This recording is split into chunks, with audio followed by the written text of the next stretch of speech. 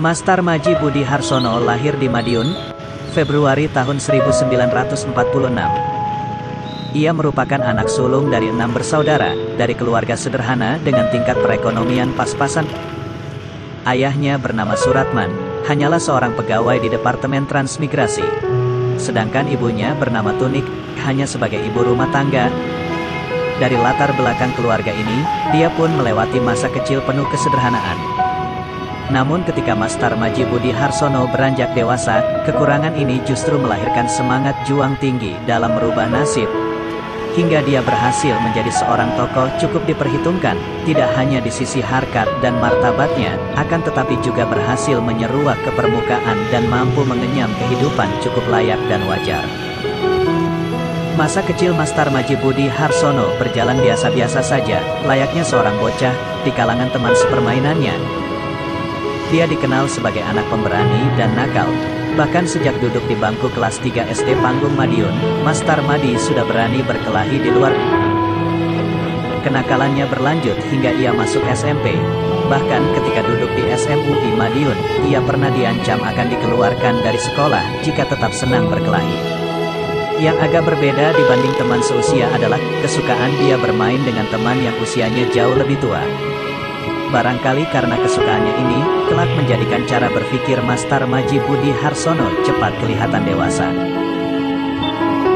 Karena kenakalannya suka berkelahi, Mastar Maji Budi Harsono mulai tertarik pada olah kanuragan bela diri saat berusia 12 tahun. Saat itu tahun 1958, di halaman rumah dinas wali kota Madiun digelar pertandingan seni bela diri pencaksilat. Merupakan satu tradisi tahunan yang selalu diadakan untuk menyambut Hari Proklamasi Kemerdekaan. Mastar Maji kecil sempat kagum pada permainan para pendekar yang tampil di panggung, terutama pada Mas Imam Kusupangat yang juga tampil saat itu. Sepulang melihat gelar permainan seni bela diri pencaksilat itu, benaknya dipenuhi obsesi keperkasaan para pendekar yang tampil di gelanggang. Ia bermimpi dalam cita rasa dan kekaguman jiwa kanak-kanak. Cita rasa dan kekaguman itu menyulut keinginan dia belajar pencak agar menjadi pendekar perkasa. Sosok pendekar sakti sekaligus juara, persis seperti yang tergambar dalam benaknya. Kebetulan tidak jauh dari rumahnya, tepatnya di Paviliun Kabupaten Madiun, ada latihan pencaksilat Persaudaraan Setia Hati Terate, yang mana dilatih langsung oleh Mas Imam Kusupangat. Selang sepekan sejak menonton permainan seni pencaksilat di halaman rumah dinas wali kota itu, Mastar Maji Budi Harsono memberanikan diri menemui RM Imam Kusupangat, meminta agar diperbolehkan ikut latihan. Namun, permintaan itu ditolak dengan alasan usianya masih terlalu muda. Saat itu, ada tata tertib, yang boleh mengikuti latihan Persaudaraan Setia Hati Terate adalah anak dengan usia 17 tahun ke atas, sudah dewasa, atau anak yang sudah duduk di bangku SLTA. Setahun setelah penolakannya, dia baru diperbolehkan ikut latihan pada tahun 1959. Kebetulan adik Mas Imam, Mas Abdullah Kusnowijoyo atau Mas Gegot, juga ngotot ingin ikut latihan. Oleh karena itulah Mastar Maji diperbolehkan ikut latihan agar bisa menemani Mas Gegot latihan. Tak sabar ikut latihan, Mastar Maji bertanya kepada Mas Gegot, kapan mereka diperbolehkan mulai berlatih. Mas Gegot menyebut jadwal latihan pertama yang harus dijalani, tapi syaratnya, mereka berdua hanya diperbolehkan menempati baris paling belakang. Kesempatan pertama yang diberikan padanya, benar tak disia-siakan.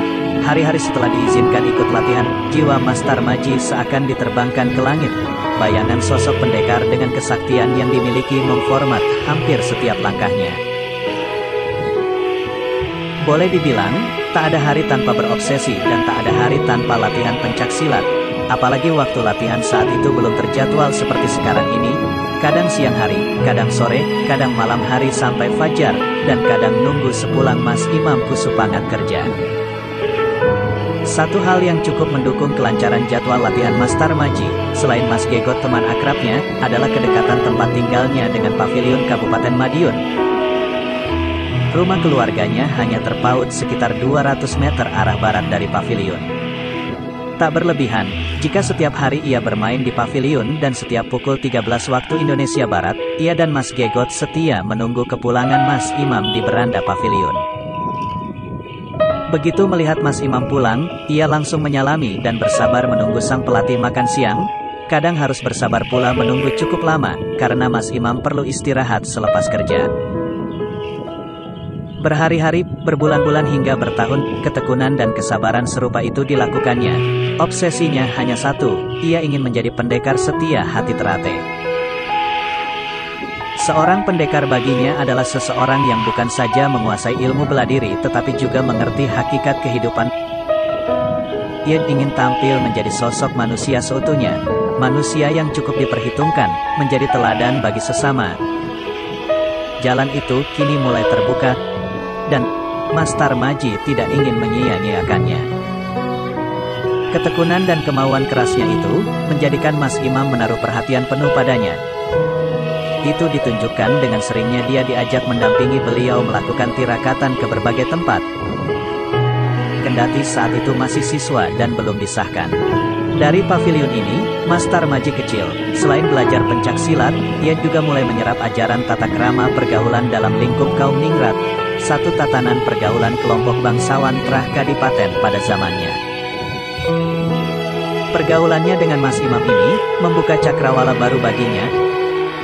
Mas Tarmaji yang lahir dan berangkat dari keluarga awam, sedikit demi sedikit mulai belajar tata krama rutinitas hidup kaum bangsawan. Dari tata krama bertegur sapa dengan orang yang usianya lebih tua, bertamu, makan, minum, hingga ke hal-hal yang berbau ritual. Misalnya olah rasa latihan mempertajam daya cipta atau laku tirakat. Dalam istilah lain sering disebut sebagai tapa brata. Pada suatu malam, tepatnya sepekan sebelum Mas Tarmaji disahkan, Mas Sutomo Mangkujoyo datang ke rumahnya. Padahal saat itu malam sudah larut dan ia sendiri mulai beranjak tidur. Mendengar suara ketukan di pintu, ia pun bangkit, membukakan pintunya. Lah sempat kaget saat mengetahui yang datang adalah tokoh persaudaraan setia hati Terate. Namun ketika dipersilakan masuk, Mas Sutomo Mangkujoyo menolaknya dan hanya berpesan, "Dik, persaudaraan di setia hati Terate itu, jika ada saudara datang, entah itu siang atau malam, bukakan pintu lebar-lebar, nanti engkau bakal mendapatkan hikmah." Pesan dari tokoh peletak dasar organisasi persaudaraan setia hati Terate itu, hingga di hari tuanya, seolah-olah terus terngiang dalam benak Mas Tarmaji. Pesan itu pula lah yang menjadikan dirinya setiap saat selalu bersedia membukakan pintu bagi warga persaudaraan setia hati Terate yang bertandang ke rumahnya.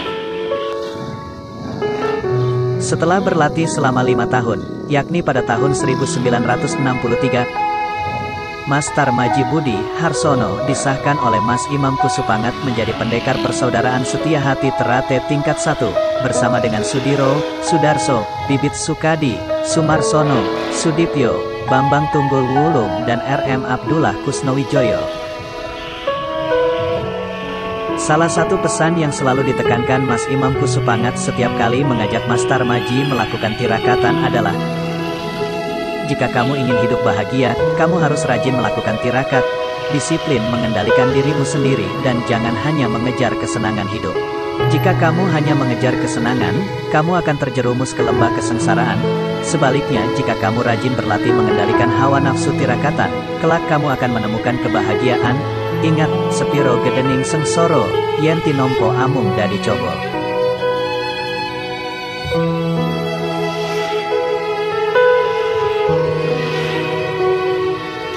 Demikian video dari kami, kurang lebihnya mohon maaf. Cukup sekian dan terima kasih.